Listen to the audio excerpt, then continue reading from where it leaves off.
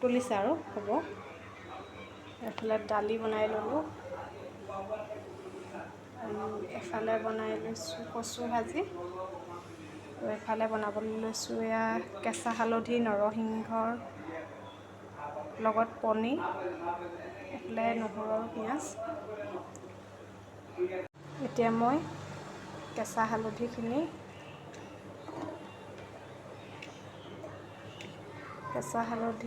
নহৰু, পিঁয়াজ আৰু নৰসিংহ পাত মিক্সি দি ল'ম আৰু এই সকলোখিনি অলপ তেল দি তাত দি ল'লোঁ। দিয়াৰ পাছত তাত জোখমতে জিৰা, হালধি, নিমখ দি ল'লোঁ আৰু এতিয়া অলপ ভালদৰে লৰাই থাকিম আৰু এনেদৰে 5 মিনিট সিজিব দিম। আৰু এয়া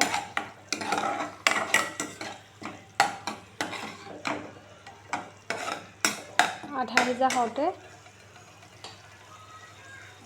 মই ইয়াত দি দিম অলপ পানী। আপোনালোকে গৰম পানীও দিব পাৰে, ঠাণ্ডা পানী দিলেও হয়। মই পানীখিনি গৰম কৰি কাঢ়ি থৈছিলোঁ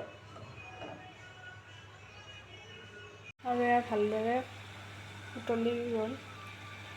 এতিয়া মই ইয়াত পনীৰখিনি দি ল'লোঁ আৰু এয়া পনীৰ তৰকাৰী উতলি আছে। এনেদৰে আৰু 5 মিনিট সময় উতলিব দিম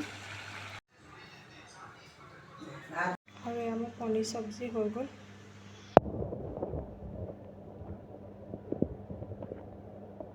আৰু এইফালে আনি থৈছিলোঁ মৰিচা।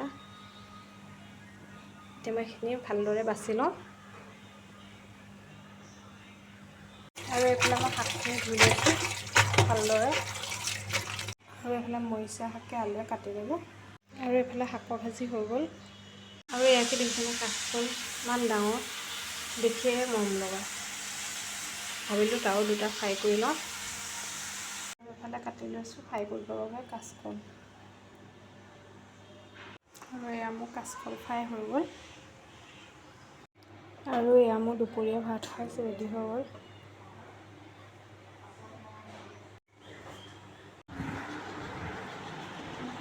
Claro.